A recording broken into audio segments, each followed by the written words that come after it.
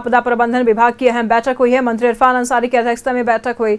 लगातार हुई बारिश की वजह से हुए नुकसान का अवलोकन किया गया। सभी जिलों में से मंगाई गई रिपोर्ट। तो ये बड़ी खबर सामने आ रही है राजधानी रांची से, जहां आपदा प्रबंधन को लेकर के बैठक हुई है। भारी बारिश से तबाही का आकलन किया गया।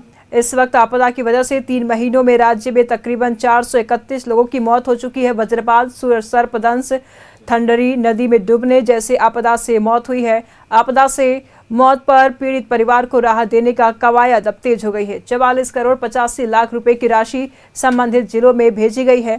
लगातार बात किया जाए अगर तो लगातार हो रहे हादसों पर भी चर्चा किया गया। इस दौरान लगातार हुई बारिश से फसल बर्बाद हुए, इस पर भी आकलन किया गया। रांची, सिमडेगा, गुमला, लोहरदगा में सबसे ज्यादा फसल बर्बाद होने की रिपोर्ट सामने आई है।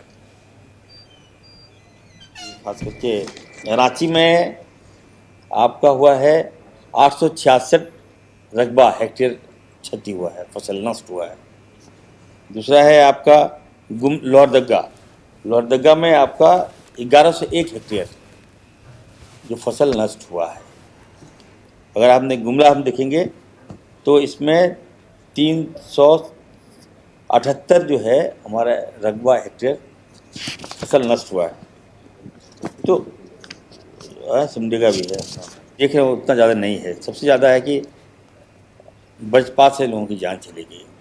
तो वज्रपात को रोकने के लिए हम लोगों ने अभी बहुत गहन वार्ता किया है और कुछ नई टेक्निक्स जो है हम लोग सेंट्रल से हम लोगों ने पैसा मांगा था, तो पैसा भी हमें मिला है।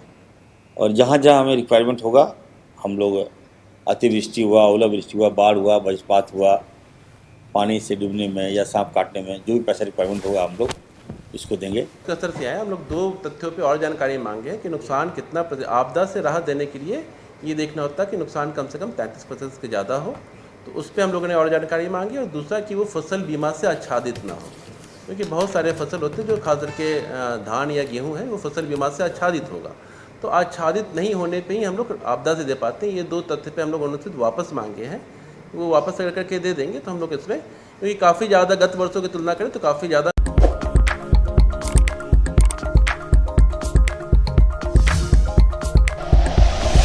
Like and share videos, subscribe करें हमारा चैनल और प्रेस करें बेल आइकॉन। न्यूज़ 11 भारत, सच है तो दिखेगा।